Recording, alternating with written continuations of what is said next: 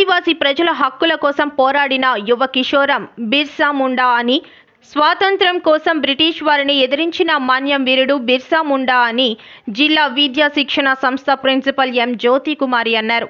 శుక్రవారం డైట్లో ఆదివాసీ వారసత్వం పరిరక్షణ పేరున జరిగిన బిర్సా ముండా జన్మదిన వేడుకలలో ఆమె మాట్లాడారు.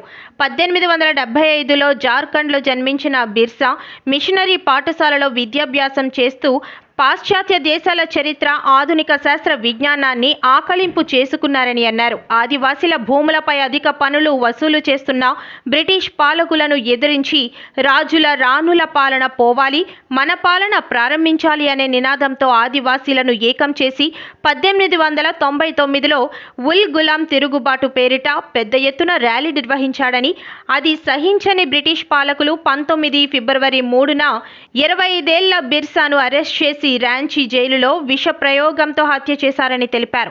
భారత ప్రభుత్వం ఆయన దేశభక్తిని, పోరాట పటిమను గుర్తించి గౌరవించి పార్లమెంట్ సెంట్రల్ హాలులో ఆయన చిత్రపటాన్ని ఆవిష్కరించిందని అధ్యాపకుడు గొట్టేటి రవి అన్నారు.